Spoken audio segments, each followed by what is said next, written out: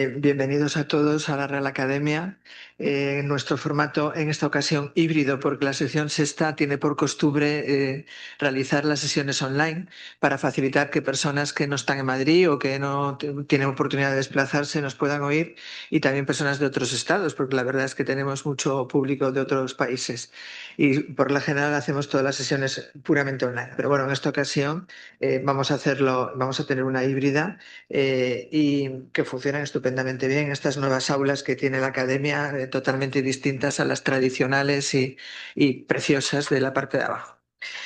Hoy vamos a tratar un tema que es muy importante y que, según todos los barómetros, tanto españoles como europeos, es una de las materias que más preocupan a los ciudadanos europeos, que es la vivienda, la problemática de la vivienda, dónde va la vivienda. No hay soluciones para adquisición o habitacionales respecto de otro tipo de derechos sobre la vivienda, y para ello vamos a hacer un análisis plural. Tenemos el gran placer de tener con nosotros a Javier Martín Ramiro, que muy amablemente se ha prestado a iniciar esta sesión, porque él empezará hablando de la problemática en Bruselas, del nuevo plan que se ha organizado, de por dónde van las cosas en Bruselas en materia de vivienda.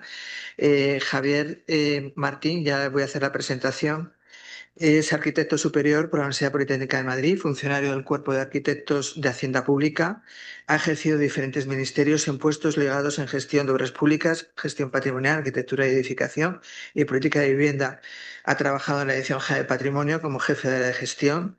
Eh, Ha tenido diversos cargos de carácter muy importante, como jefe de área de gestión, como subdirector general de obras, en gerencia de infraestructura. Fue subdirector general de Arquitectura y Edificación, fue director general de Arquitectura, Vivienda y Suelo, y actualmente es el consejero de Vivienda y Agenda Urbana en la representación permanente en España ante la Unión Europea. Él comenzará y nos hablará de la problemática en Bruselas del nuevo plan que ha salido y todas sus derivadas, que son importantes en materia de sostenibilidad, materiales, etcétera. Vamos a continuar nuestro camino con Fernando Acedo Rico Enning, doctor en Derecho y registrador de la propiedad, bueno, y un verdadero especialista en materia de vivienda. Tienen todos vosotros unos currículos impresionantes. Él tiene una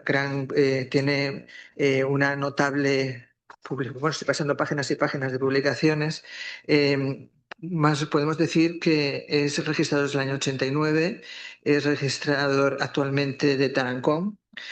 Fue decano autonómico de Castilla-La Mancha, fue director de Relaciones Institucionales y Colegio de Registradores, patrón de la Fundación del Real Madrid, que eso también es un punto importante, director de los servicios jurídicos y vicesecretario del Consejo de Administración de la Empresa Municipal de la Vivienda de Madrid, viceconsejero de Medio Ambiente y Desarrollo Regional, o sea que sabe de lo que habla también, que nos hablará de la situación actual de la vivienda en España. Como uno de los puntos más relevantes que podemos encontrar ahora dentro de la problemática de la vivienda es el desarrollo rural. El desarrollo rural, la España vaciada, o en fin, cómo se puede desarrollar las comunicaciones, las infraestructuras y la vivienda en el medio rural. Para ello, nadie mejor que José Antonio Carrillo Morente, jurista especializado en Derecho Urbanístico, con una amplia trayectoria en la Administración Pública, donde ha ocupado cargos de alta responsabilidad, entre ellos viceconsejero de Planificación Estratégica, director general de Urbanismo y Vivienda, concejal en el Ayuntamiento de Talavera de la Reina.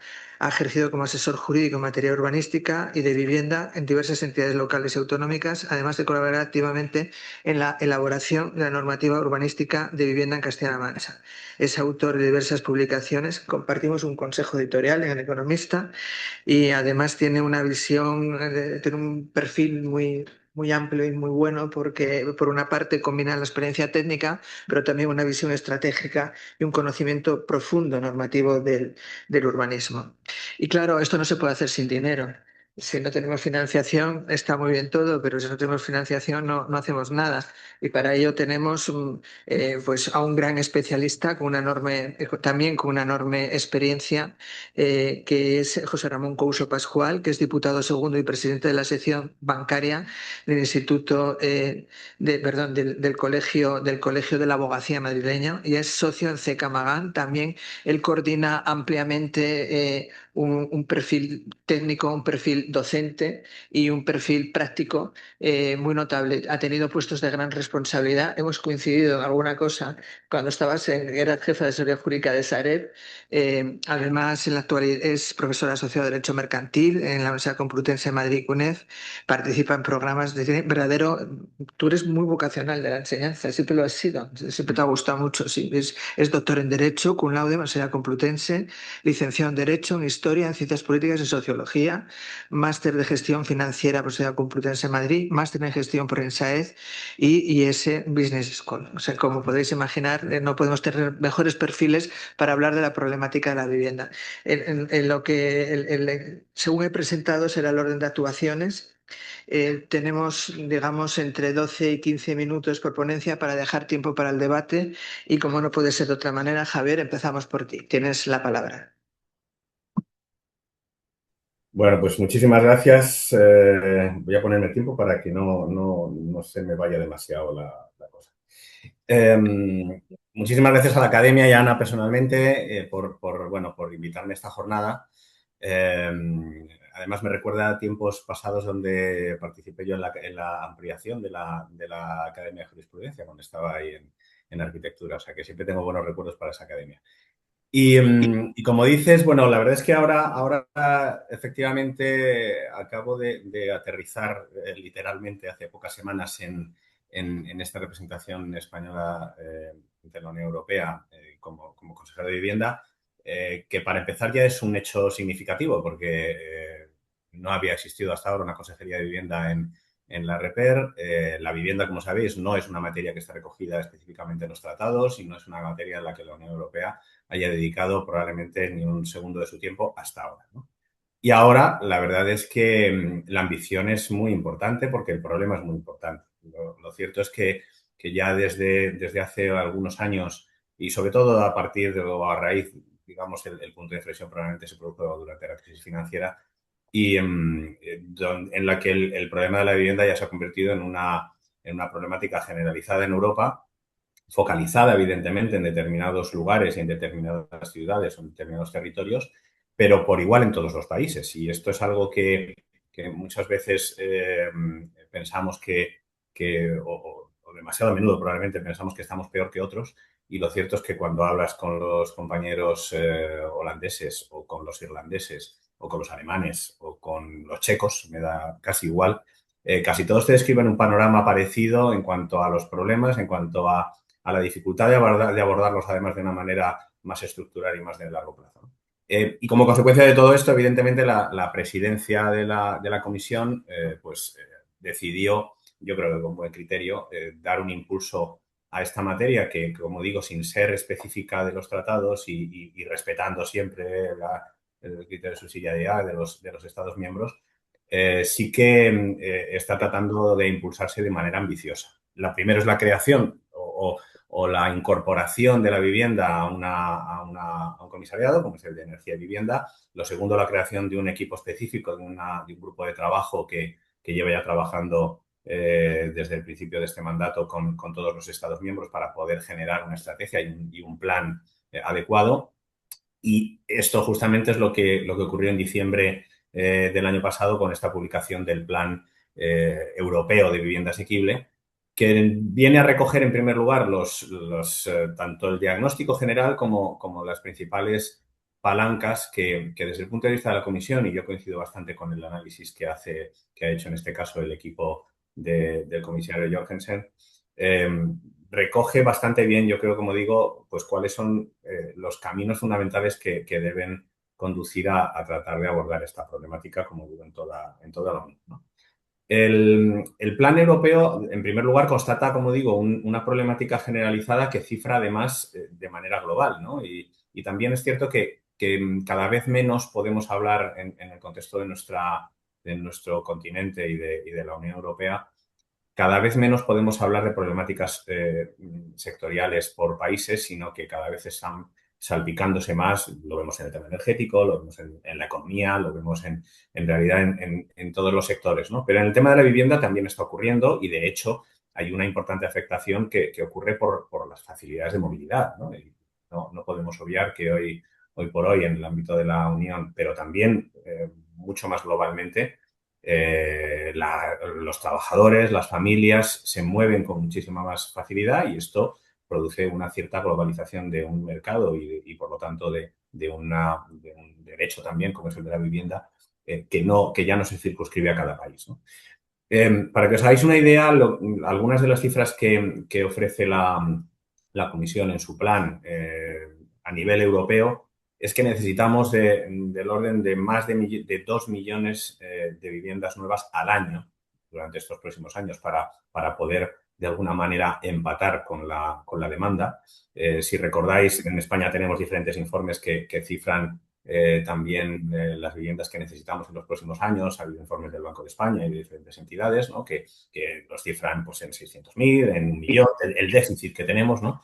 Y todos casi coincidimos, tanto del sector público como el privado, que necesitamos en España pasar de las 100.000 viviendas que estamos construyendo al año a un entorno de 200.000, 250.000 como velocidad de crucero, ¿no? Para, como digo, poder colocarnos en una senda que nos permita abordar la demanda que es creciente en términos de inmigración, en términos de creación de familias. Esto tiene su consecuencia, además, o tiene su reflejo como bien decía Ana, en necesidades de financiación. Y esas necesidades de financiación también el propio plan las estima o las cifra en 150.000 millones al año. Eh, Esto yo creo que como bien preocupa a la Comisión, no solamente se puede abordar con presupuesto público, sino que sin lugar a dudas necesita de la inversión privada y también de fórmulas de colaboración público-privada que estamos viendo cada vez más y en las que, por cierto, pues España está llevando seguramente bueno, una cierta delantera en cuanto a modelos todavía incipientes, pero ya con un cierto volumen en muchos territorios, ¿no?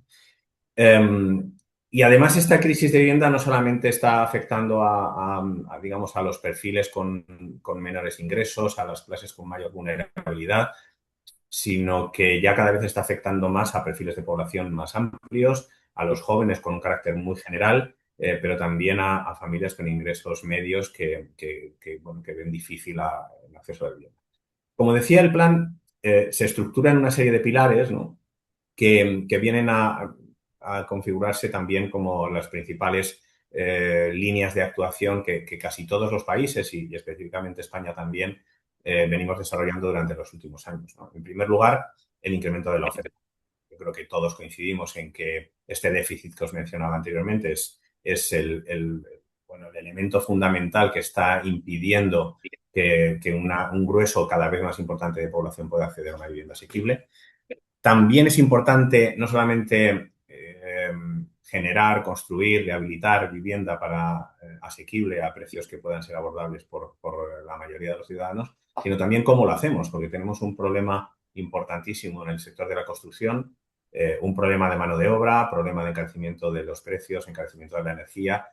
Todo eso está suponiendo unas barreras importantísimas que junto con todo lo relacionado con los permisos, licencias, planeamientos urbanísticos que sabemos que también tienen bueno, una importante esclerosis, no solamente en España, sino también en el resto de Europa, y así lo refleja el plan europeo, ¿no? Pues tiene también muy preocupados a la Comisión.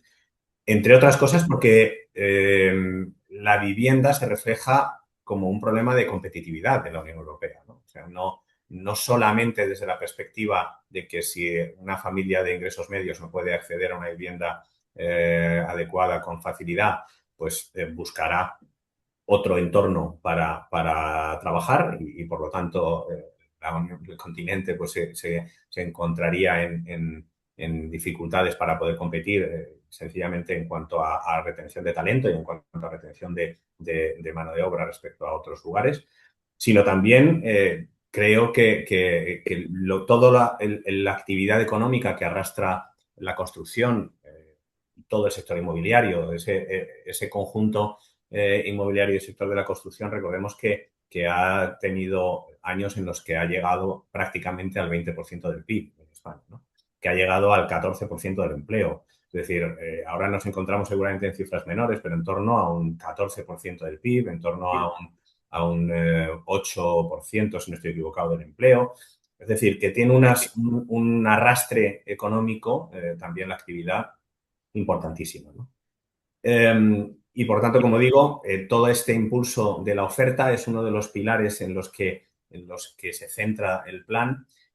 También en las barreras que le impiden crecer, como son, como os decía, las dificultades en el desarrollo de los suelos, también la afección que tienen las viviendas turísticas y los entornos turísticos para poder competir con la vivienda habitual y, por lo tanto, restringiendo la oferta que llega a las familias como vivienda habitual en relación con lo que hacen otros perfiles de vivienda de temporada o vivienda turística, ¿no? Um, Además, en este primer pilar, como digo, de oferta, tiene una componente estratégica, toda la cuestión energética y de lucha contra el cambio climático, ¿no? Tanto el consumo de energía que tiene todo el parque edificado de vivienda es un tema que estratégicamente, evidentemente para Europa, es esencial y es de primer orden.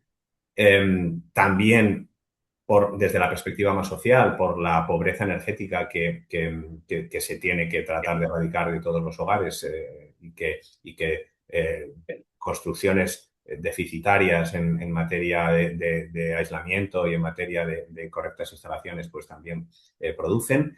Y, y también en cuanto a emisión de CO2, ¿no? Por todos estos sistemas de calefacción, etcétera, ¿no? Por lo tanto, ese otro enfoque, desde el punto de vista de la Comisión, también es fundamental que el parque edificado tenga una calidad suficiente como para dar respuesta también a los retos globales, ¿no?, a los que nos enfrentamos.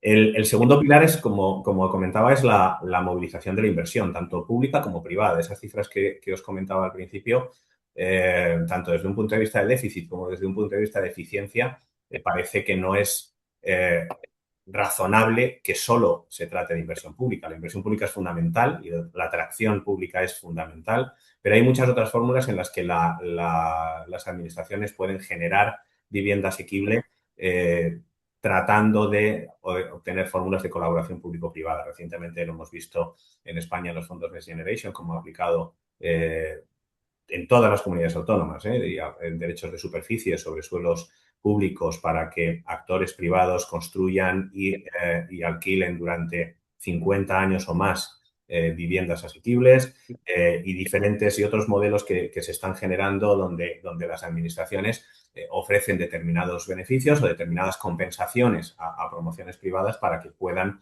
limitar los alquileres y para que puedan ofrecerlos en condiciones de rentabilidad razonable, pero también en condiciones de precio razonables, ¿no?, y asequibles para la población, ¿no? Y esto en paralelo a soluciones coyunturales junto con soluciones estructurales que aborden el problema en sus dos etapas, ¿no? O sea, lo que es evidente es que estas soluciones de oferta o soluciones, como digo, de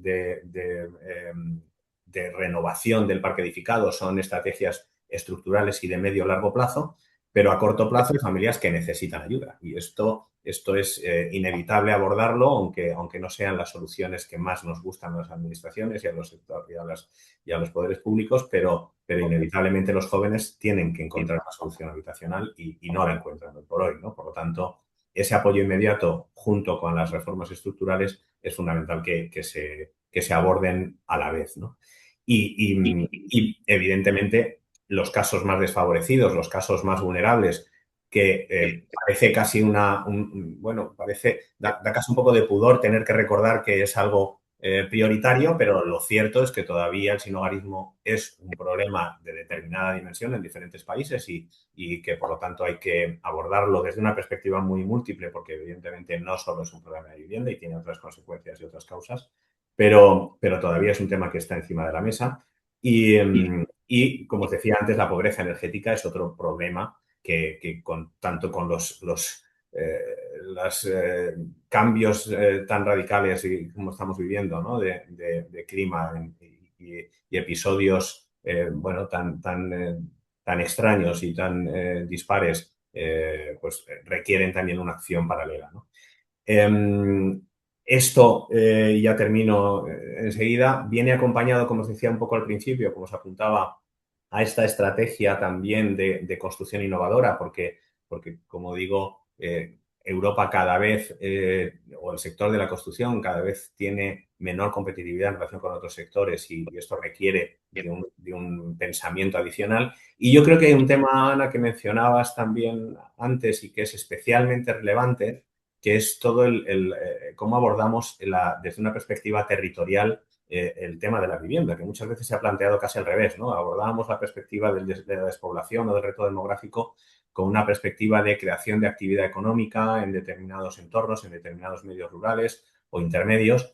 Y desde hace ya bastantes años no está claro o va estando más claro que casi va antes el huevo que la gallina, porque la vivienda es un elemento sin el cual no se puede crear actividad, ¿no? Y como mínimo de vida en paralelo, como la construcción o la generación de vivienda habitable y en condiciones dignas lleva un tiempo, cada vez más pequeños y medianos ayuntamientos están encontrándose con la problemática de que no pueden instalarse medios de producción porque no tienen donde alojar a los trabajadores, ¿no?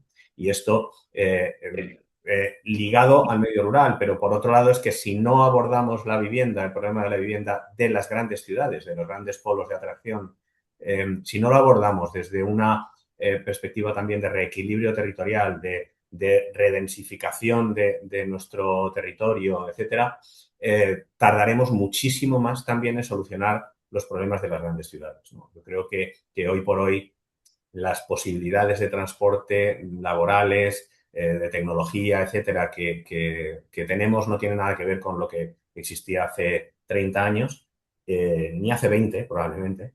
Y por lo tanto eso nos da unas herramientas que no teníamos, pero que ahora sí, y de las cuales las administraciones yo creo que tienen que valerse para generar, bueno, para generar otra perspectiva de cómo ocupar el territorio, ¿no? Yo, si queréis, casi me quedaría aquí. Yo creo que la comisión tiene muchísimo interés en impulsar todas estas diferentes facetas de la perspectiva de la vivienda, porque, como decías, es un problema que los ciudadanos ya reconocen como esencial y como fundamental, no solamente en España, sino en todos los países miembros. Muy bien, muchas gracias, Javier. Luego volveremos a insistir en alguno de los puntos. Fernando, nuestros territorios, la complejidad de nuestro urbanismo. Buenas tardes. Antes de empezar con esto, con la, los 10, 15 minutos más o menos asignados, quería dar la enhorabuena públicamente a Ana Fernández Esguerres porque es la primera mujer nombrada secretaria general de la Real Academia de Jurisprudencia y Legislación de España, ¿no? Entonces, por lo menos yo sí te quería felicitarte públicamente, ¿no? Lo hice privadamente, pero lo hago públicamente. Bueno, entrando en el tema de la vivienda, eh, la verdad que es un tema muy difícil, muy difícil. Me resulta muy difícil. He estado trabajando muchos años de mi vida y de alguna forma todavía sigo en el tema de la vivienda y me parece que vamos de mal en peor, de mal en peor. Yo aquí quería plantearle luego a Javier una pregunta, si desde Europa se podrá hacer algo para ayudarnos a armonizar de alguna forma entre todos los territorios. Yo me estoy ciñendo a España exclusivamente, que es lo que me ha pedido la moderadora, algún tipo de armonización, porque ahora voy a hacer una crítica a lo que yo veo, cómo está la situación de la vivienda en España, pero evidentemente para ser equitativo y justo debería entrar comunidad autónoma por comunidad autónoma, con lo cual sería prácticamente inabarcable. Por eso creo que una pregunta que dejo en el aire a Javier es si se está planteando en algún momento desde la Comisión Europea el poder generar algún tipo de reglamento, directiva, que permita armonizar la legislación estatal con las legislaciones de las comunidades autónomas, porque es un auténtico galimatías que es difícilmente asumible. Y en el fondo creo que es uno de los temas que está causando el gran problema de la vivienda en este país, ¿no? Nos levantamos todos los días, ya había apuntado aquí los casos hoy, veía el telediario y se hablaba de la pobreza infantil. de que había un 96% de pobreza infantil en España y uno de los problemas que se achacaba a la pobreza infantil era la vivienda. Pero es que venía en el coche hacia aquí, hacia la Real Academia, y se hablaba de los libreros, que ya sé que no son viviendas, pero no dejan de ser espacios habitables, que también están teniendo serios problemas por el precio de los alquileres. Entonces, a lo que voy es un tema muy difícil, lo asumo, lo digo, y lo he vivido en primera persona. eh, que no se entienda lo que voy a decir como crítica a nadie, ni muchísimo menos a ninguna institución, sino cómo veo yo el problema de la vivienda y repito, me quedo cojo en la medida que no pueda entrar con las comunidades autónomas analizando una a una. Porque mi tesis doctoral precisamente versó sobre eso, sobre los sistemas de gestión urbanísticos relacionados con el agente urbanizador en las distintas comunidades autónomas. Pero por centrar un poco el tema, en primer lugar, una ley que recuerdo, Javier, no sé si se acordará, en una webinar que tuvimos en el Colegio de Registradores allá por el mes de noviembre de 2020, él estaba de director general, yo era el moderador de aquella mesa redonda y le cuestionaba, desde mi punto de vista, que una ley de vivienda era difícilmente asumible por la Constitución en la medida que las transferencias en materia de vivienda y urbanismo estaban en las propias comunidades autónomas. Recuerdo que Javier me contestó algo que tenía razón. Me dice, bueno, pero lo que estamos trabajando desde el Ministerio de Vivienda es apoyándonos más en el derecho de propiedad que en las propias competencias de vivienda y de ordenación territorial, ¿no? El caso es que han pasado los años, se aprobó la ley de vivienda, en las que, bueno, se estableció unas zonas de mercado residencial tensionado, concepto gran tenedor, parques públicos de vivienda, límites y modulaciones en materia arrendaticia, vivienda asequible incentivada, y el Tribunal Constitucional, en muchos de estos casos, pues no quiero tampoco aburrir aquí al personal con sentencias, pero por ejemplo, el 21 de mayo del 24, en relación con un recurso planteado por la Comunidad Autónoma de Andalucía, resumo algún párrafo. Primera gran sentencia, el Estado puede intervenir en vivienda, pero no puede ocupar completamente el espacio autonómico en vivienda protegida, urbanismo y parques públicos. Otra segunda sentencia, de 29 de enero del 25, interpuesta por el Partido Popular, estoy entresacando lo que me ha parecido más importante. El tribunal acepta la intervención pública, pero exige respeto a la tutela judicial efectiva y a las reglas procesales. Otra tercera sentencia, esta más reciente del Tribunal Constitucional, de 24 de febrero del 26, viene a decir que confirma que el Estado puede definir unas condiciones básicas del derecho a la vivienda sin perjuicio de las sin perjuicio de las competencias autonómicas. Bien, esto hace ver que está claro que no produce especial seguridad esta ley de vivienda, más bien al revés, yo diría que produce una cierta inseguridad. Entre otros motivos, probablemente porque no haya tampoco una gran colaboración de las comunidades autónomas en muchos casos, ¿no? Pero la realidad es la que es.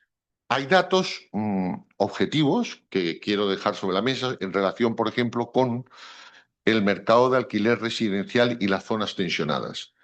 En Barcelona, desde que se declaran zonas tensionadas, han caído 48.637 inmuebles. O sea, han salido del mercado. Previsión de pérdida adicional de este año, 4.166 viviendas más. Bueno, tengo aquí Tarragona 2.000, Vizcaya 1.500, Lleida 1.248, Guipúzcoa 948, en fin. El conjunto nacional, aproximadamente 120.000 viviendas menos van a salir al mercado en las zonas de mercado tensionado. Hace pensar hasta qué punto el mercado tensionado, la declaración, ¿no?, de zona tensionada, que hasta donde yo sé se ha hecho en la comunidad autónoma catalana y se ha hecho concretamente en la comunidad del País Vasco, hasta qué punto favorece o no favorece a que de alguna forma se fomente el mercado del alquiler. Me hizo gracia porque cuando yo tengo una tertulia con Julio Rodríguez, el que fue presidente del Banco Hipotecario, una autoridad en materia de vivienda, y defiende esto, claro, con más vehemencia que yo, ¿no? Y en un momento determinado, ese día que teníamos esa tertulia, salió que Rentería había declarado zona tensionada y que la ocupación era total. Claro, el problema estaba que Rentería declaró zona tensionada, pero es que no había una sola vivienda en alquiler en Rentería. Entonces, evidentemente, estaba todo lleno. No había una zona vivienda libre. Con lo cual, ¿la zona tensionada ha arreglado algo o no lo ha arreglado? No lo sé. Me queda una duda que no sé si Javier, que participó, y perdona que me dirija a ti, que participó en la redacción de la ley, ¿por qué, si se ha querido retocar o tocar el tema de la vivienda, no se ha ido más a través de la ley de arrendamientos urbanos?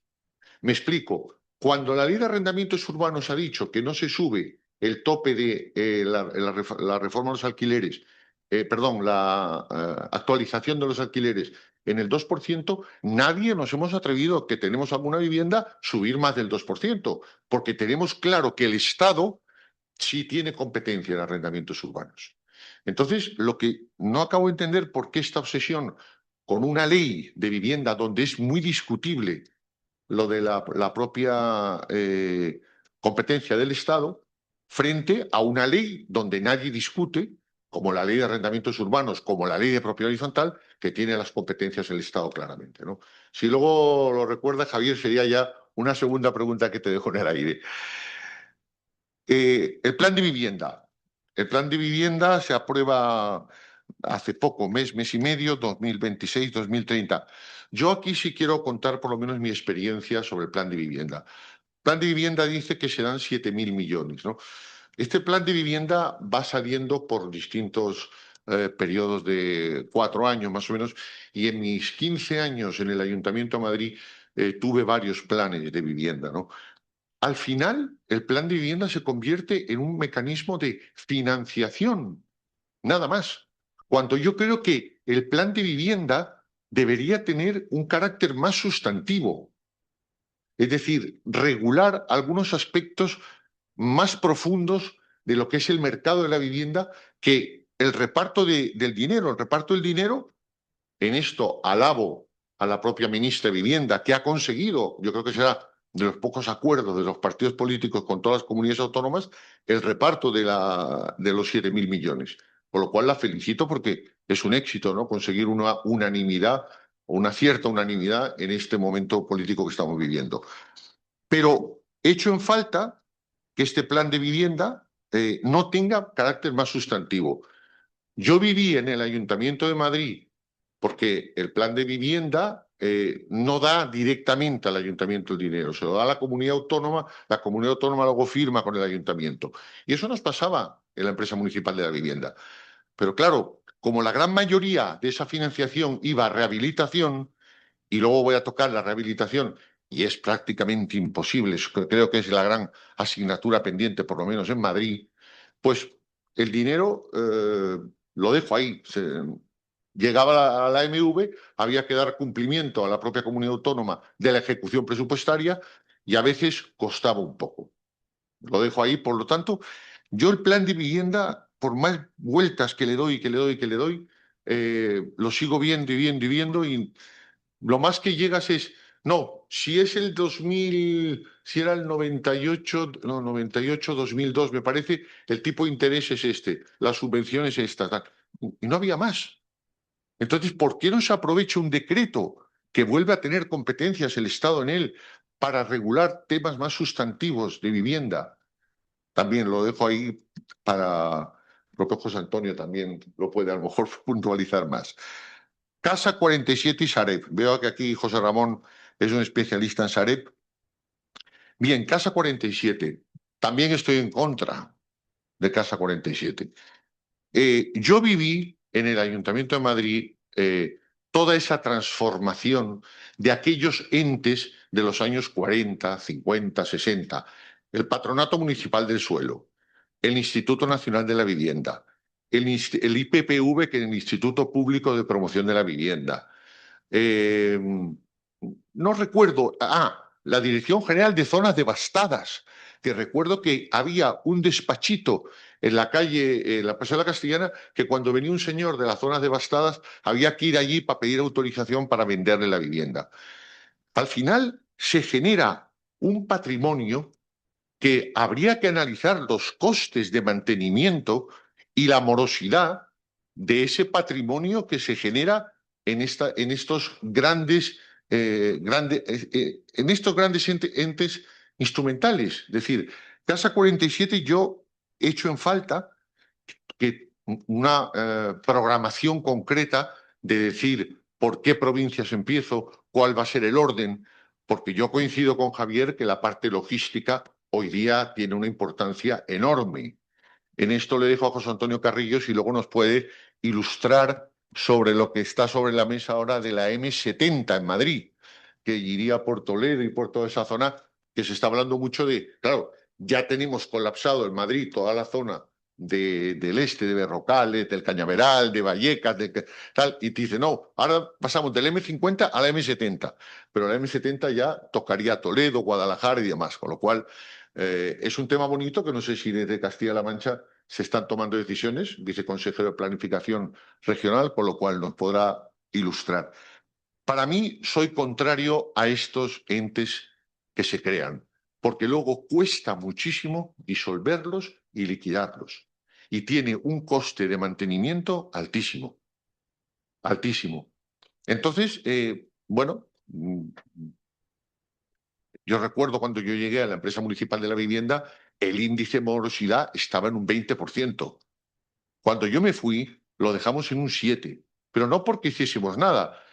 Si iniciábamos algún tipo de desahucio, había que pedir permiso al concejal porque sabíamos que Telemadrid estaba al día siguiente ahí.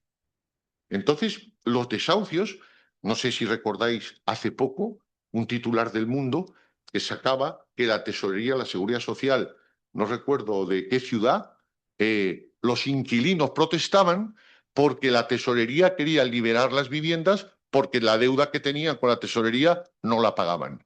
No sé cómo acabó el tema. Pero los alquileres públicos son dificilísimos de verdad de gestionar. Y creo que es un error grande el que vayamos yendo cada vez más a la figura del alquiler público. Solamente lo defiendo en dos casos. En el caso de la política de rehabilitación y en el caso de los convenios con las juntas de compensación para liberar las infraviviendas y que el urbanizador pueda continuar.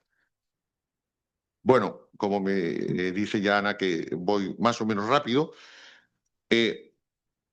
recientemente el presidente del gobierno ha anunciado otro plan nuevo, plan social para el clima, que destinará 4.723 millones al sector residencial. O sea, tendríamos 7.000 de un lado más 4.000 de otro, 11.000 y pico, ¿no? Y hoy mismo se ha publicado un Real Decreto Ley muy interesante, me parece una medida muy acertada, que establece que las entidades locales podrán utilizar, además del superávit del 25, los del 26, 27, 28 y 29, a inversiones financieramente sostenibles en vivienda. Me parece una medida muy acertada y que ayudará a los ayuntamientos a poder seguir invirtiendo en vivienda.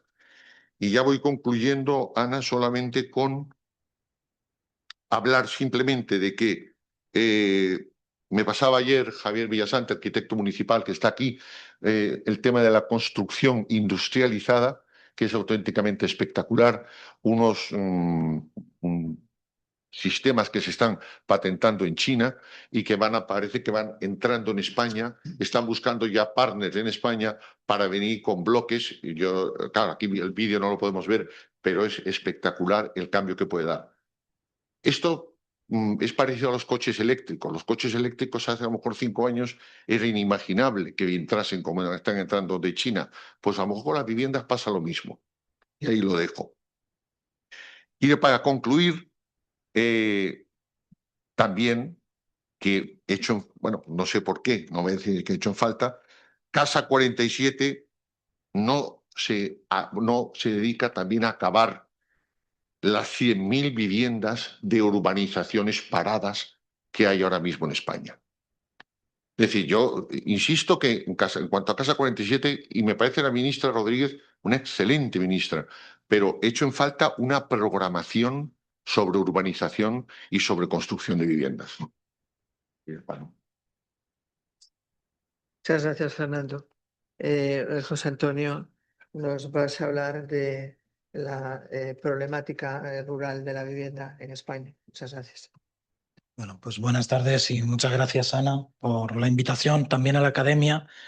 Y bueno, dentro de una mesa redonda de este nivel y hablar de vivienda desde una perspectiva europea, lo que me ha confiado Ana, que es la vivienda rural, bueno, pues lo he visto así un poco como una pieza separada, ¿no?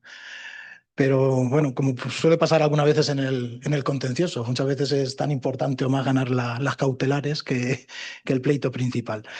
¿Y por qué digo esto? Porque, bueno, la vivienda rural o los territorios rurales, lógicamente yo vengo de Castilla-La Mancha, es una región de 80.000 kilómetros cuadrados con 919 municipios y en las cuales el más grande tiene 175.000 habitantes, pues es un tema principal. Daría a lo mejor para una mesa en concreto, pero es un tema principal y más en el momento en el que estamos y con iniciativas como la que nos ha cortado Martín también del plan europeo.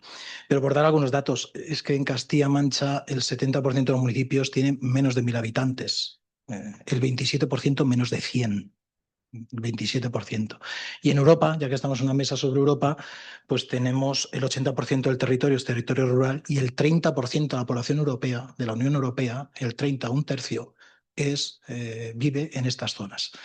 Por lo tanto, yo lo primero, si me permiten ustedes, dar la bienvenida a que se hable de la vivienda rural, ¿no? Habrá que crear, Martín, tanto en el Ministerio como en Europa, una tipología de vivienda rural. Esa es otra de las cuestiones que, sumándome a las preguntas que te suscita Fernando, pues también creo que la podemos dejar ahí sobre la mesa. En cualquier caso, sí quería felicitar, lo voy a trasladar a Martín porque acaba de salir del Ministerio, pero también a la ministra, por supuesto, ese nuevo plan de vivienda que, no por primera vez, pero sí de una manera protagonista, recoge las ayudas en materia de vivienda rural con un enfoque ya de movilizar, no solo, como ha dicho Fernando, de dar ayudas, sino de servir de motor de movilización de la vivienda en el medio rural. Y estando también en una mesa europea, pues también tengo que hablarlo, ligarlo con las políticas europeas. La política de vivienda y en el medio rural se une muy estrechamente, y hay que ponerlo como base de todo, con los principios de cohesión que rigen la Unión Europea. Y los principios de cohesión, los tres. El de la cohesión económica, lo ha dicho antes Martín, en España es el 7% del PIB, pero también más allá de esos datos macroeconómicos europeos, también lo ha comentado él, si no se desarrolla la vivienda, es difícil que se pueda desarrollar la economía, porque la gente tiene que vivir donde trabaja. Y si queremos mover también los territorios rurales, tenemos que mover la vivienda en esos territorios rurales. Y por poneros un ejemplo, en un municipio de Cuenca de 15.000 habitantes, el segundo municipio más grande de la provincia, una empresa que tiene una actividad muy importante allí, el principal problema que nos suscita la Junta de Comunidades de Castilla-La Mancha no es el del desarrollo o el crecimiento de la empresa, es dónde alojar a los trabajadores que tiene que albergar y que trabajar en esa empresa. Por otro lado, el problema es tan extendido que, por ejemplo, en Navarra, que acaban de sacar una estrategia de vivienda rural, de la mano de Javier Burón y del equipo de gobierno del gobierno navarro, el 90% de los municipios ha puesto a la vivienda como el problema principal. El 90% de los municipios. En Castilla-La Mancha, que estamos desarrollando políticas similares a través de agendas urbanas, territoriales, la cifra es igual. La vivienda es el problema principal en los pequeños municipios. Luego está el urbanismo, luego está el desarrollo económico, pero la vivienda es un tema principal. Y por ceñirme muy concreto a la cuestión, también el tema de la cohesión, también hay que verlo de una perspectiva social y de la cohesión social europea y de la cohesión también territorial. La cohesión social, porque sí que tenemos un paradigma, por lo menos en mi región, y yo creo que viene de Europa y se comparte en otras, y es que hay que tener una relación de equidad entre los ciudadanos de las ciudades y de los municipios pequeños.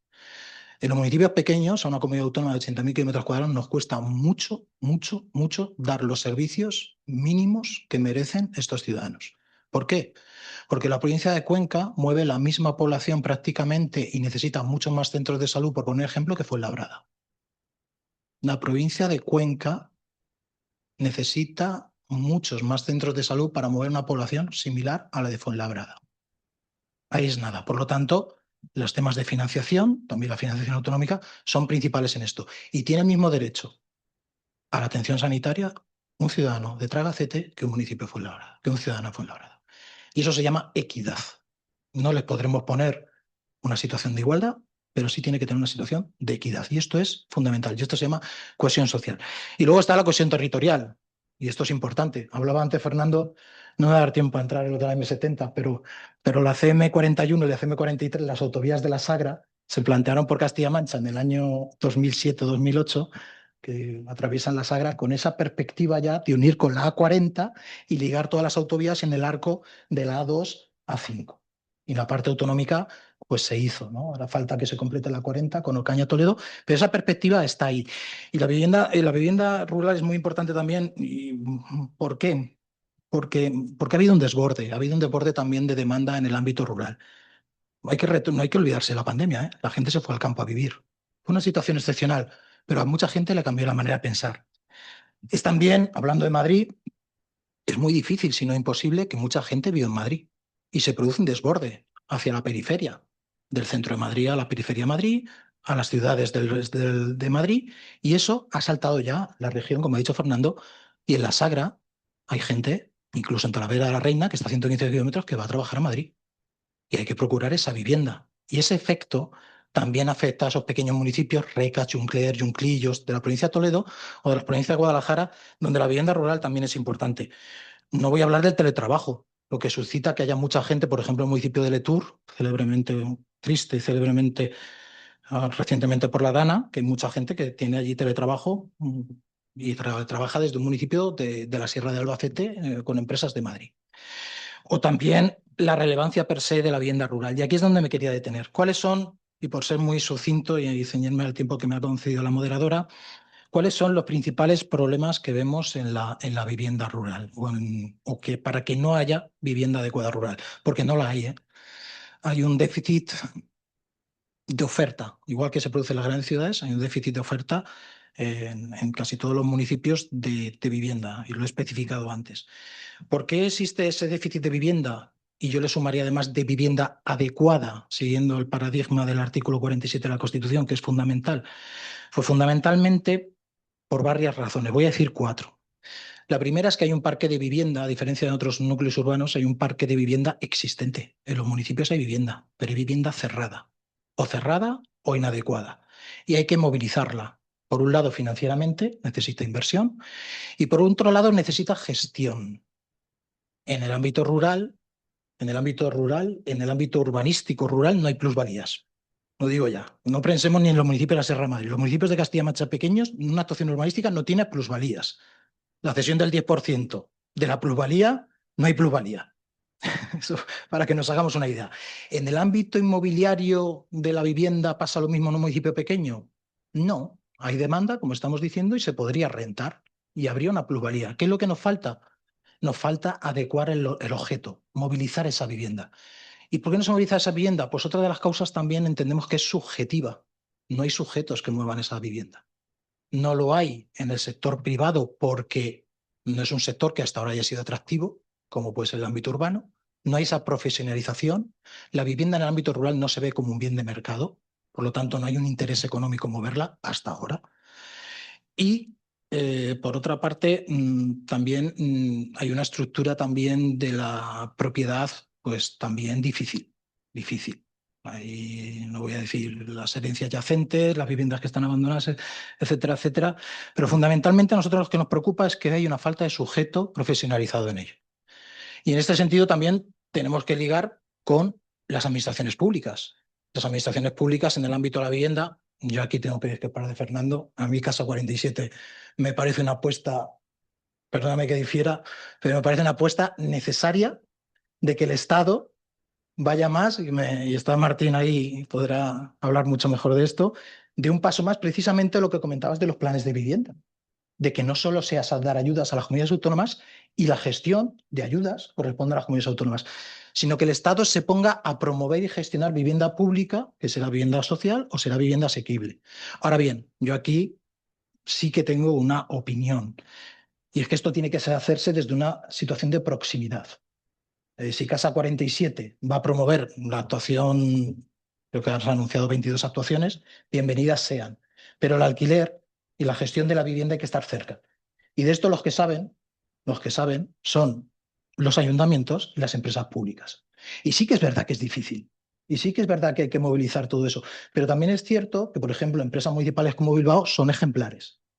O que en la que yo me crecí profesionalmente, que la empresa municipal de la vivienda Albacete, fue la solución en los años de la crisis económica 2007 del 2003 al 2007, fue la solución para muchas personas.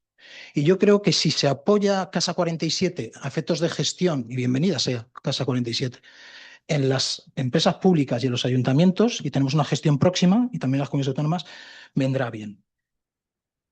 Y también con el tema de la movilización, aparte de las ayudas específicas del plan de vivienda de las que ya he hablado, también hay que tener iniciativas, entiendo yo que hay que tener iniciativas como la que, voy a citar un ejemplo, la que hemos movido en Castilla-La Mancha precisamente esta semana, que es movilización de viviendas, concesión a las administraciones públicas, a los ayuntamientos o la Junta de Comunidades, siempre y cuando sirvan para rehabilitarlas.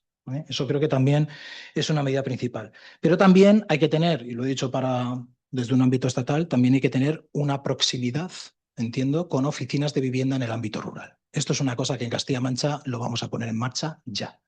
Esa acción de los poderes públicos en gestionar vivienda, a lo mejor con un patrimonio más pequeño, pero haciendo cosas tan importantes como pueden ser planes locales de vivienda, donde se definan qué viviendas se necesitan, catálogos, edificios en ruinas, asesoramientos, bolsas de viviendas para intercambiar oferta y demanda, creo que son fundamentales. Y por no extenderme más, pero no me resisto, también quiero dar una cuarta receta, con un paréntesis, que se me olvidó, que se lo tenía que decir a Fernando, que es un mensaje. Que el tema de la propiedad, que está tan difícil, y hay aquí algunos registradores también, tan difícil en el medio rural, de regularizar, de esas herencias yacentes, de localizar al propietario, de los proindivisos, pues vamos a proponer al Colegio de Registradores de Castilla-La Mancha un convenio de colaboración para que nos ayude justo con el Colegio Notarial de Castilla-La Mancha a regularizar todas esas cosas. Esos agentes que tenemos que sumar al territorio, por ejemplo, también son los notarios y registradores. Luego dejo una cosa en el aire, por el tema de la colaboración pública-privada que también hablaba Javier. Ahora no sé si han visto ustedes que se ha pronunciado Airbnb, se ha pronunciado con un programa de vivienda en el medio rural de alojamientos turísticos. Yo me gustaría saber si alguno quiere o tiene opinión, qué opinión tienen de ello. Porque yo en Castilla-La Mancha he oído las dos cosas. Los han demonizado, van a hacer una gentrificación de los municipios rurales. De hecho, la Asociación de Grupos de Desarrollo Rural se ha opuesto frontalmente en Castilla-La Mancha a esa política. Y por otro lado, hay voces que dicen, oye, vienen a invertir 50 millones de euros, bienvenidos sean. Cuidado. No hay una posición moderada, hay una posición radical. Y por último, Ana, y si me permites un minuto, en materia de urbanismo, no hay política de vivienda, sino hay política de suelo. Y en los municipios pequeños, menos. Porque mover un suelo para hacer viviendas en un municipio pequeño cuesta más que una junta de compensación que ya son difíciles en el municipio de Madrid. Y en ese sentido, nosotros sí que vamos a llevar un régimen especial, y simplemente voy a decir 3 pinceladas. Vamos a crear no una nueva ley, no vamos a derogar la ley de urbanismo, pero sí vamos a crear una ley especial para pequeños municipios que vamos a insertar en el Estatuto Básico del pequeño municipio de Castilla-La Mancha, que ojalá que venga también el del Estado, pero que vamos a mover dentro de las competencias autonómicas y que fundamentalmente como novedades va a tener esas dos posiciones. Unas oficinas comarcales donde van a estar los secretarios de ayuntamiento dando apoyo a estos pequeños municipios, asesoramiento también en materia de vivienda, urbanismo y otras materias que afectan a los municipios, y un régimen especial de urbanismo para pequeños municipios. Alternativo para el que lo quiera. Yo creo que lo van a coger todos. ¿Por qué digo esto? Porque básicamente 2 medidas principales: planeamiento general y ejecución urbanística. En planeamiento general, y con esto termino, Ana, lo prometo. En planeamiento general, un municipio pequeño de 1.000 o 2.000 habitantes, no voy a llegar a los de 100, no va a hacer un plan general en su vida. Jamás. Les hemos puesto a todos los ayuntamientos a las espaldas, a los ayuntamientos de 100 habitantes que no tienen muchos de ni secretarios, el que armonicen, ordenen su territorio y recojan, y esto es lo principal, todas las políticas de las grandes administraciones. Cuando digo grandes, digo Estado y comunidad autónoma. Vías pecuarias, ríos, carreteras, medio ambiente. El ayuntamiento no puede hacer eso. No puede hacer eso. El modelo al que vamos, que siguen otras comunidades autónomas, un planeamiento estratégico basado en nuestro caso en las agendas de desarrollo urbano-rural, en agendas urbanas. Queremos que las agendas urbanas empiecen a coger planeamiento, empiecen a tener esos contenidos como plan estratégico. Ya digo que hay otras comunidades autónomas que con otros nombres ya han explorado esto, pero luego el plan de ordenación municipal, el plan general de toda la vida, no va a ser de un único municipio. Queremos hacer planes generales comarcales de 4 o 5 municipios y queremos que con la participación, por supuesto, de los ayuntamientos y el respeto a la autonomía local, esos planes sean promovidos por la comunidad autónoma. Tenemos que hacer el esfuerzo nosotros porque tenemos mayor capacidad. Y creo que esto es, y lo voy a decir así, de justicia. Es una experiencia piloto. Y luego por ejecución, si hacemos un plan general y no sirve para ejecutar obras de urbanización en municipios pequeños, o no se puede ejecutar, o hay que hacer un programa de actuación urbanizadora en el caso de Castilla-Mancha, pues ni tendremos sujeto a agente urbanizador, ni tendremos objeto porque el instrumento se les queda grande a los municipios. Ya está en vigor en Castilla-Mancha un proyecto especial de vivienda en entornos rurales, llamamos PEVER, en el cual lo que hacemos es concentrar en un único instrumento todos los instrumentos urbanísticos que sean necesarios para hacer una obra de urbanización. Y esto puede ser desde la modificación puntual del suelo, si hay que reclasificarlo, hasta el planeamiento de desarrollo, plan parcial o plan especial de reforma interior, proyecto de urbanización y proyecto de reparcelación. Solo faltaría la licencia. La novedad, aparte de que lo tramitemos todo en un único paquete, que ya hay figuras que lo recogen, el que también lo promueve la comunidad autónoma, con el beneplácito, obviamente, del ayuntamiento. Y finalmente, pues potenciar y potenciaremos la figura de los proyectos de obras públicas ordinarias como un método para desarrollos sencillos en los pequeños municipios, puede ser el desarrollo de una calle. Y aquí, y esto a Fernando le gustará porque es su especialidad, pues tenemos la idea de crear una nueva figura de distribución reparcelatoria, que sería un modo de reparcelación voluntaria que podría ser la reparcelación por convenio de los propietarios, si es el caso. Bueno, y esto no me quiero extender más, quizá me he pasado un poco el tiempo, Ana, te pido disculpas. Bueno, ha sido realmente muy interesante. Es una visión sobre la vivienda rural que no estamos acostumbrados a ellos y enhorabuena por ello, ¿eh? Yo me pregunto por si no se puede extender esas políticas a otras comunidades autónomas. Yo conozco bastante Extremadura, tengo casa allí y la verdad es que es la misma problemática, exactamente la misma. Mm, Hay que hablar de ello. ¿Cómo se paga esto? Pues muchas gracias. Acogiéndome al derecho a no declarar como abogado, pues eso no sé si lo voy a poder responder, Ana, pero ante todo sí que debo comenzar pidiendo la benevolencia de las personas que nos están escuchando ahora mismo, telemáticamente y presencialmente.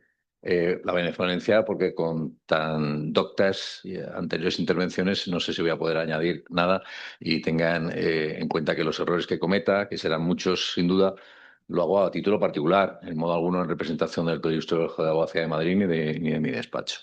Esto es un problema complejo, evidentemente, está claro, coincido totalmente con lo que comentaba tanto Javier como Fernando, esa complejidad, y es un problema poliédrico y mi pequeña intervención, que intentaré ajustarme al tiempo, voy a intentar hacer a través de 4 o 5 puntos. Primero, datos. Algunos datos, se han comentado algunos datos, lo ha comentado Javier, interesantísimos además. Y enhorabuena y felicidades también por la posición que tienes en la ARP. Realmente es un lujo que puedas estar representándonos y en un tema tan relevante. Luego hablar de dos cuellos de botella que en mi opinión existen y que están relacionados tanto con la oferta como con la demanda. Y esto está vinculado con la financiación, no voy a escabullirme. Luego con la seguridad jurídica, porque, hombre, como abogado, a mí me llama mucho la atención que ahora hablemos de aijones, hablemos de derrocales, hablemos de operación campamento. Madre mía, se lo llevo escuchando desde que iba a la facultad. Desarrollo Castellana Norte, eso era Operación Chamartín, eso en el año 93 ya iban a tirar la estación de Chamartín. Creo que era la fecha, ¿no? ¿Y qué pasa en España? Que se tarde 33 años o 50 en acometer un proyecto urbanístico. Se ha hablado de China, de los inversores chinos. Hombre, yo tampoco es que me entusiasme el modelo, pero yo veo de vez en cuando algunos de estos YouTube que no sé si son de verdad o son de inteligencia artificial, pero el 20 en China aparece una ciudad de la nada y en 2 años hace una ciudad de 1 millón de viviendas o de habitantes, no lo sé muy bien. Lo cierto es que aquí hay enormes dificultades para acometer cualquier tipo de desarrollo urbanístico y enormes dificultades también se han comentado, y me parece una idea magnífica, el que la vivienda en los entornos rurales pues empiece a ser fácilmente adquirible. Eh, no asequible por financiación, sino adquirible. ¿Y qué es esto? Bueno, para los abogados es un mal negocio también, porque cuando hay alguien, un cliente que de vez en cuando dice, me he encaprichado con una casa en un pueblo abandonado, preciosa, maravillosa, es que es donde es el lugar de mi sueño, pues olvídate. Olvídate, o sea, eso, ocúpala, mejor ocúpala, te van a proteger más. Ocúpala con K, si es que hay alguien a quien ocupar, porque no sabe ni quién es. Hay que hacer un acta de notoriedad, hay que hacer un expediente de dominio, tendrías que pedir, está catastrada, ¿no? Vamos a ver. Si es alguien que quiere tener una vivienda allí, espérate, que el expediente de ruina, no, eso de quién fue, oh, una película de locos, de locos. Eh, Asistí hace 2 días escasos a un proyecto de un empresario valiente en una zona rural, la Sierra de Courel, en Lugo. Mi padre era de Lugo. Yo no conozco la Sierra de Caurel en Lugo. O sea, es donde hay lobos. Donde luego con Jesús, que es gallego también, pues, o tiene ese ascendente gallego y intereses en Galicia, pues yo no conozco la Sierra de Caurel. Bueno, pues va a hacer un proyecto empresarial para rehabilitar una serie de inmuebles. Me parece realmente valiente. Valiente, ¿eh? Yo no soy su abogado, os lo digo de verdad. Pero bueno, esto lo estoy enlazando como una queja, evidentemente, no estoy aportando ninguna solución, sino que lo constato a veces desde la pura abogacía, con otro problema que yo creo que no es solo micro. O sea, pues es que, ¿qué dificultad tiene en España adquirir una vivienda o hacer alquiler? Sí, pero eso no es un problema español, es un problema, como bien decía Javier, europeo. La Comisión Europea, las instituciones europeas han tomado conciencia de esta materia, ¿no? Algunos datos muy pequeños. De 2015 a 2025 ha subido en la Unión, estos son los datos que yo tengo, un 65% el precio medio. El precio de alquileres solo, entre comillas, un 21,8. ¿Vale? En el último año anualizado, un 5,5 y los alquileres un 3,2 en el conjunto de la Unión Europea. Pero claro, nosotros decimos, bueno, es que en España es donde más crece. No, hay otros sitios donde todavía crece más. En Hungría un 21%, en Portugal un 19%. O sea, esto es un problema global. Eh, la vivienda se ha convertido, esto es algo un poco antiintuitivo, si me perdonáis, porque la curva demográfica, que yo sepa, va fatal. Es decir, ¿cómo es que hace falta tantas viviendas si cada vez tenemos menos? Si cada vez nos morimos más y nacen menos gente. Digo, ¿esto cómo es posible? Hay viviendas cerradas, evidentemente. ¿La vivienda es un refugio de inversión? Sí. ¿Ante qué? ¿Ante la falta de oportunidades de inversión? No lo sé. El valor seguro de que la vivienda o los inmuebles siempre van a ser, como decía mi abuela, hoy siempre la cabeza cubierta, el inmueble, la casa, eso siempre va a subir. Bueno, recordemos la burbuja inmobiliaria, ¿no? Cuando en España, en el 2007, yo trabajo en una entidad financiera en esa época, se hacían 700.000 viviendas o se iniciaban 700, 800.000 viviendas, ¿no? Que tenían la autorización para comenzar. ¿Qué pasó? Bueno, ahí surgió Sareb, que ahí tengo que discrepar contigo, porque no es que Sareb nos guste o no nos guste, sea bueno o no instrumento, es que era obligado, era obligado. La Casa 47. Vale, Casa 47 ya, yo ahí no me doy mus. Pero Sareb en ese momento, evidentemente era un instrumento de resolución o de reestructuración bancaria, más que un gran tenedor de inmuebles, sobre todo lo que hay eran préstamos, ¿no? Con garantía hipotecaria casi todos.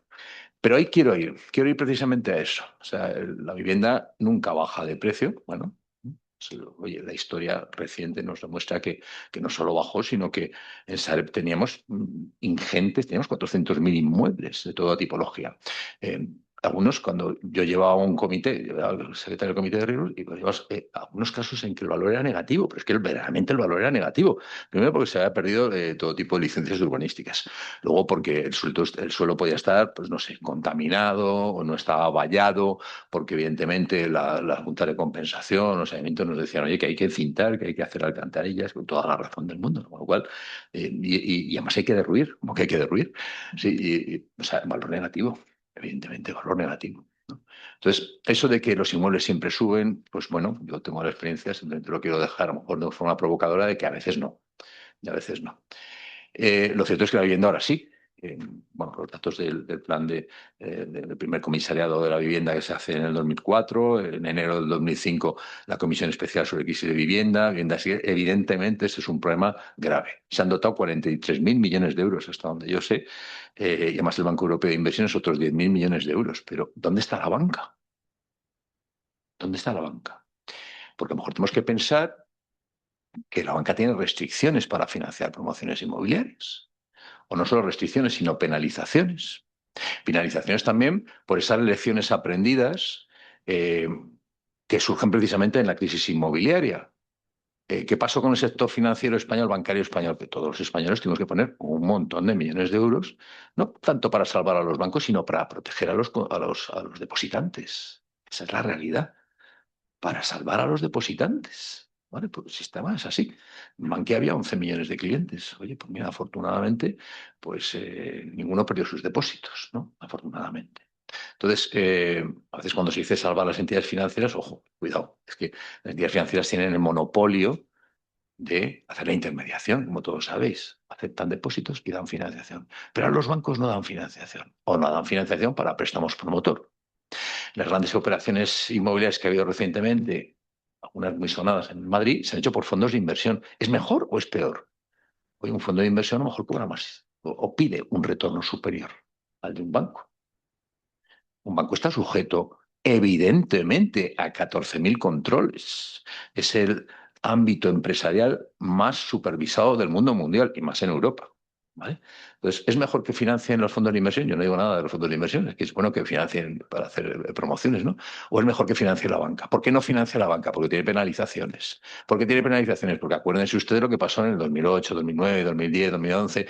Vale, pues habrá que a lo mejor levantar un poquito las restricciones y permitir que, dado que la financiación en España empresarial está en torno a un 85% con origen bancario, pues hombre, a lo mejor sería bueno que la banca empezara a financiar promociones, ¿no?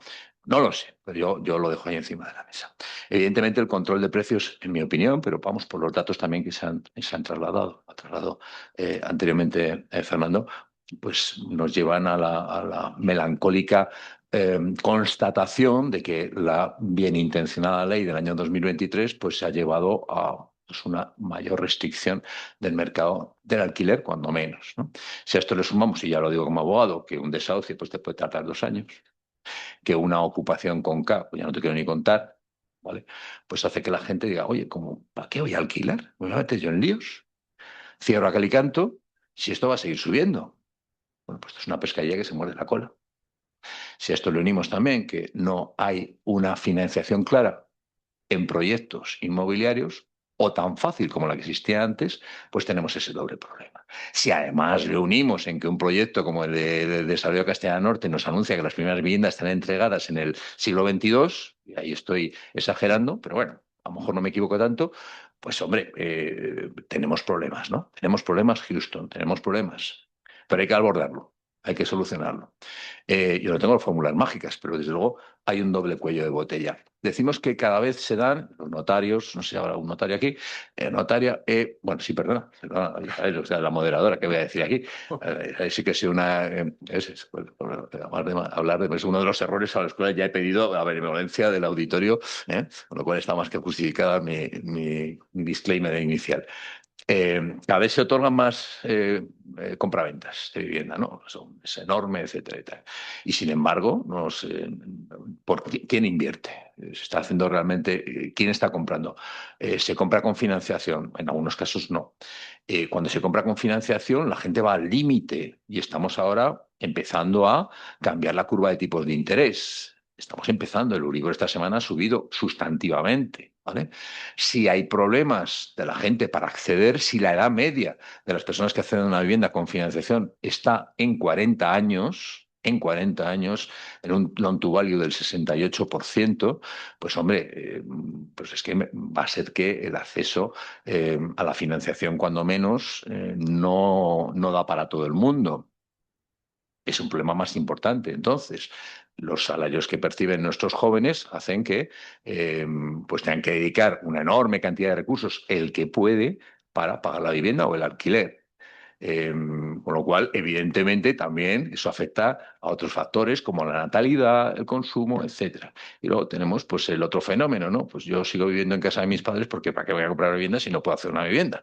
Entonces, vivo de forma cortoplacista. Bueno, estas todas cuestiones, evidentemente, implican, en mi opinión, ese déficit estructural que tenemos y déficit de financiación.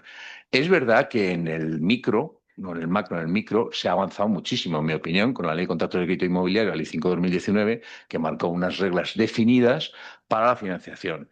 Seguridad para los consumidores, viene una directiva de 2014, y ahí sí que, oye, pues están las reglas claras. Ahí ni cláusula de gastos, ni todas estas historias que además han enturbiado muchísimo el procedimiento de concesión y luego también la propia existencia de las operaciones hipotecarias. Las reglas son claras, hay normas de naturaleza imperativa, etcétera, ¿no? Entonces, también hay, evidentemente, hay avances en esta materia en el nivel micro y también de protección a los consumidores.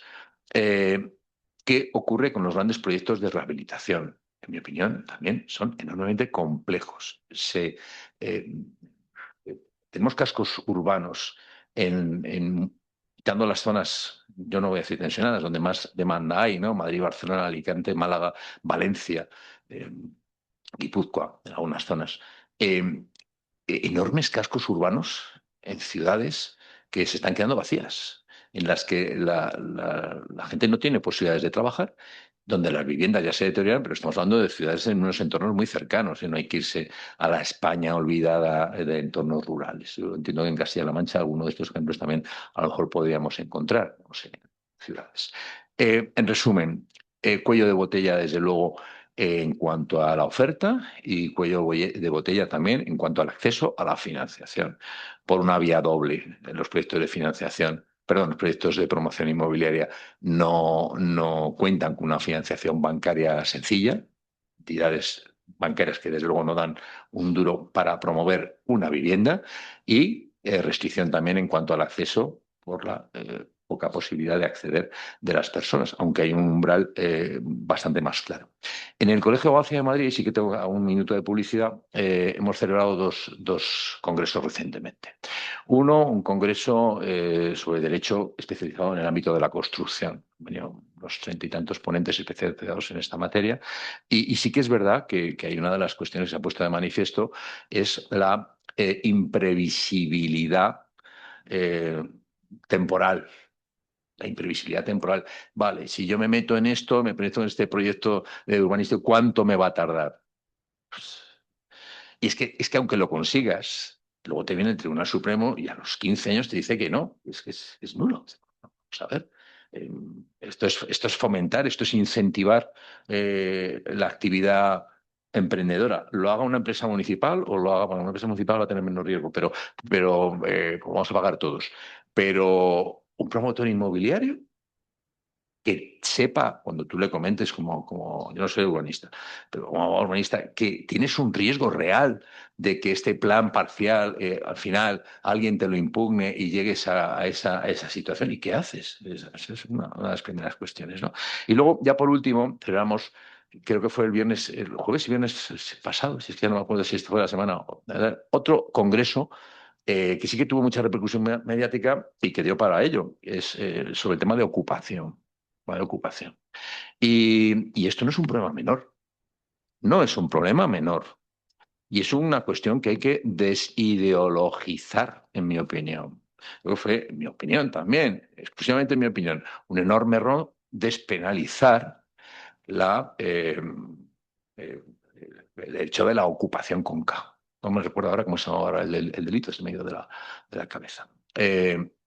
La usurpación. Un enorme error. Y la prueba está, o sea, si el sacrosanto derecho de propiedad, máxime en una vivienda, resulta que no tiene sanción penal, pues como hemos visto esto, lo que ha hecho ha sido generar un negocio ilícito con mafias ordenadas que están precisamente explotando a las personas más vulnerables y prevaliéndose de esa situación. Y eso lo hemos vivido en Sareb pues, desde el año 2013, bueno, de una manera absolutamente tremenda. Yo hace mucho que no estoy en Sareb, ¿no? Ese ha sido un enorme error. Porque quien tiene que velar por esto son los poderes públicos, no la propiedad privada, no los propietarios privados, no las personas que sufren esa situación tan compleja como es la ocupación. Compleja desde el punto de vista de que si yo tengo una casa y me la ocupan, a que nadie le gusta que le ocupen una casa, sea su domicilio o sea su segunda residencia. A que nadie le gusta que lo ocupen, ¿no? Bueno, pues si tiene esa desgracia, ya puede tirarse años esperando a que esa situación se zanje por la fragilidad de nuestras normas, por una protección malentendida del derecho constitucional de la vivienda. Porque lo que eso en el fondo está favoreciendo es precisamente no solo la inseguridad jurídica, sino desproteger a quien es el real y verdadero propietario. Y estamos tirando por el suelo la posibilidad de que muchas personas, además, que tienen esa segunda vivienda o que tienen una vivienda en esas circunstancias, ni siquiera piensen en la posibilidad de alquilarla. Entonces, pensemos un poquito más en macro, pensemos en la financiación y facilitemos la financiación para que la banca vuelva a entrar en la financiación de proyectos de promotor. Pensemos realmente en que los procesos urbanísticos son un enjambre de inseguridad jurídica. Y pensemos realmente en que, al margen de las ideologías, las situaciones de ocupación y de tutela excesiva a quien está físicamente en una vivienda no siempre son, ni mucho menos, prioritarios ni respetables, sino por contra son lesivos para los verdaderos intereses de quienes son las personas que confían en el ordenamiento jurídico y en la buena fe. Y no sé si me he pasado del tiempo, pero bueno, a vuestra comisaria, y perdona señora notaria que se me ha ido, perdóname Ana. Nada. Muy bien, la verdad es que ha sido todos vosotros unas ponencias extraordinarias y continúo un poco. Yo quería preguntarte, Javier, ¿existe el fenómeno de la ocupación en términos generales en Europa? Yo creo que en ningún sitio del mundo, nada más que aquí.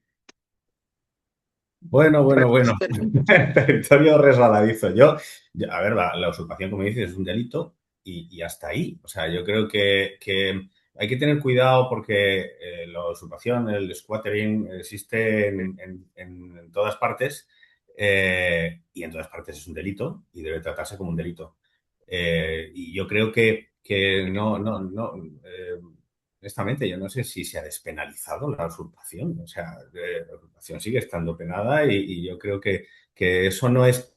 A mí lo que me preocupa, yo creo que eso no es discutible, lo que me preocupa es que cuando un fenómeno genera, por ejemplo, y os voy a poner un ejemplo muy tonto, cuando un fenómeno como este genera ofertas de seguros antiocupación que cuestan veintitantos euros al año, igual el fenómeno no es tan voluminoso como se pretende mostrar, ¿no? Lo cual no quita dramatismo cuando ocurre, ¿eh? O sea, cuando ocurre es un fenómeno dramático, ¿no? Que debe ser solucionado por los tribunales con velocidad y que cuando hay una situación de vulnerabilidad, las administraciones tienen que hacerse cargo de la situación de vulnerabilidad y no el propietario de la vivienda, ¿no? Yo creo que yo creo que es indiscutible y en esto seguramente estamos todos absolutamente de acuerdo.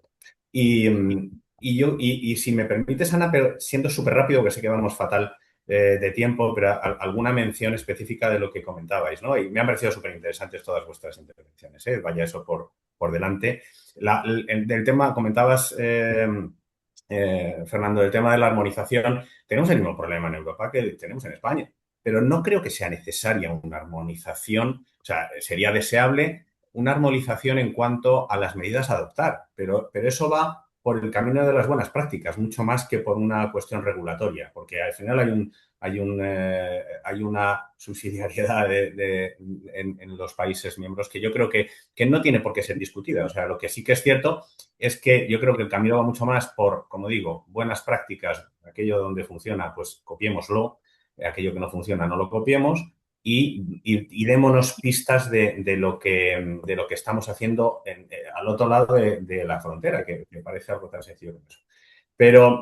Y abordando muy rápidamente también lo que hablabais de las zonas de mercado residencial tensionado, una zona de mercado residencial tensionado no la inventa una ley, existe. O sea, es decir, el precio está presionando a las familias, eso es un hecho. Y la otra cuestión muy distinta es cómo se aborda eso. Pero si os dais cuenta, la ley de vivienda aborda la zona de mercado residencial tensionado, artículo 18, diciendo que hay que hacer un plan para revertirla.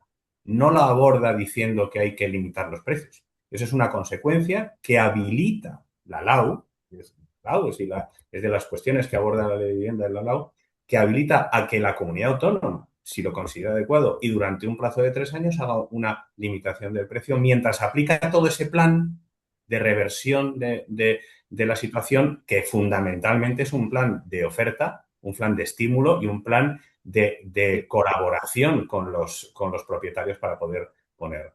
Y todas esas cuestiones, el problema es que yo creo que en todo este contexto que hemos vivido, lamentablemente, durante unos años, polarizamos aquello que genera un mensaje que al final retiene, y es verdad que le retiene al propietario, y es verdad que le genera inseguridad, pero muchas veces esa inseguridad la genera casi más el mensaje que el hecho, ¿no? Yo creo que esto seguramente es inevitable, pero esto a veces es así de complejo. Y oye, muy de acuerdo lo que comentabais el tema rural, ya lo he comentado. Insisto, como solución del problema de las grandes ciudades, ya no solamente como solución del problema de los propios ámbitos rurales, sino que como no desplacemos hacia allí la tensión precisamente del precio de las ciudades, es como tratar de salir del agujero sin dejar de cavar, ¿no? Pues seguimos concentrándonos en las grandes ciudades y olvidándonos que hay un resto de territorio donde la gente le encantaría vivir, pero le faltan, como decías, medios para terminar de poderse desarrollar familiarmente. Y bueno, no sé, habría muchísimas cosas. Y una referencia, como decías, la restricción de la banca. Estoy completamente de acuerdo. Fíjate que, y tienes toda la razón, las grandes operaciones de promociones de cientos de viviendas que se han desarrollado en estos últimos años, especialmente en fórmulas de colaboración público-privada, donde ayuntamientos o comunidades autónomas han puesto a disposición su suelo, las han terminado financiando fundamentalmente fondos de inversión. ¿Por un problema de restricción de la banca? Algo de eso puede haber, pero cuando hemos puesto un aval público ahí para tratar de compensar esas restricciones, no se han estimulado. Y yo creo que es que todavía la promoción para alquilar es un negocio que para los bancos es un territorio todavía desconocido. Y no terminan de creer si eso no tiene un histórico de eso. Entonces, la promoción para alquiler es cierto que es donde yo creo que fundamentalmente está la restricción de la financiación bancaria. Probablemente es un tema que tenemos que tratar de remontar en estos próximos años, porque al final, lo comenta la Comisión también, la promoción para venta yo creo que va a seguir haciéndose. En España tenemos muchísima experiencia, pero la promoción para alquiler para nosotros es una rara avis, es una cosa que nos cuesta mucho, nos ha costado mucho y tenemos que apoyarla desde muchos sitios, entre otros desde la financiación. Perdonad que me estoy enrollando ya demasiado. Ana, ¿me permites muy rápidamente? Muchísimas gracias, Javier. Disculpa que responda muy rápidamente. No es un tema cultural, ni es un tema de resistencia al negocio, ni es un tema que la banca no quiera colaborar. Es un tema pura y simplemente de restricción de actividad. El Banco Central Europeo y las autoridades europeas consideran que la inversión Sí. en estos proyectos tiene un coste de capital excesivo. Efectivamente, pero es a lo que me refería, que efectivamente eso es así y es lo que me acuerdo que me decían las entidades cuando les decíamos, oye, aquí va a hacer falta financiación vuestra para poner en marcha todo lo que queremos hacer durante estos años con los fondos Next Generation, con estatal, con todo, ¿no? Y decía, sí, pero tenemos un coste de capital muy alto. Y bueno, pues si os ponemos un aval, bueno, pues el coste de capital se reduce a la mitad. Y en Petit Comité, el banco me decía, hombre, es que esto no lo conocemos.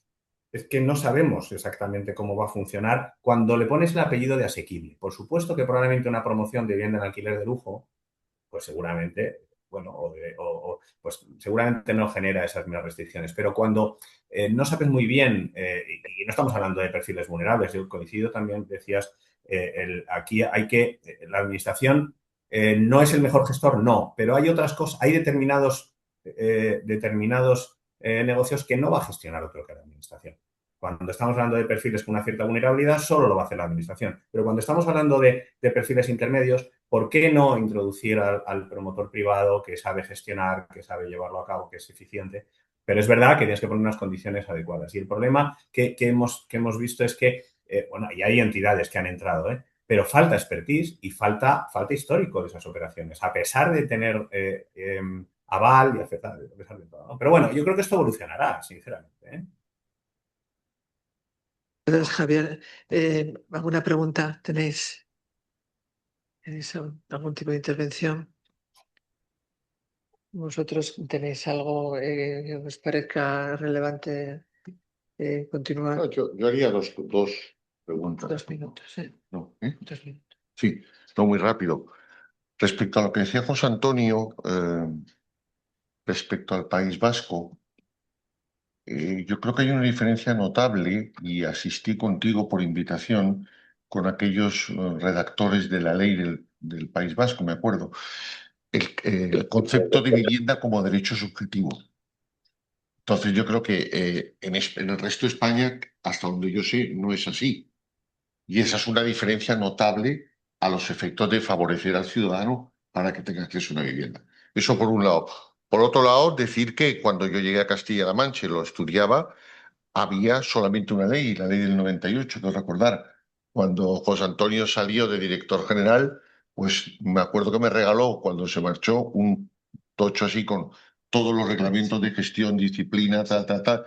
O sea, ha hecho una legislación para mí parecida a la legislación catalana, que es muy brillante en materia de urbanismo y vivienda. Y veo por lo que dice que va a contar con nosotros, con los registradores y las oficinas comarcales y una nueva ley también en materia de vivienda, ¿no? De vivienda sobre todo. Y luego la pregunta a José Ramón, muy rápida, era, me llamaba hace poco tiempo el que fue presidente de Sociedad de Tasación, Fernández Aceituno, y me decía, ¿por qué no se pudiesen hipotecar módulos concretos y no la vivienda entera? Es decir, él me decía, un baño, pues que un baño puede tener un mármol de Carrara, puede tener no sé qué, ¿por qué no pueden ser hipotecables aisladamente? Aquí tenemos a dos letras de la Dirección General que también pueden contestar.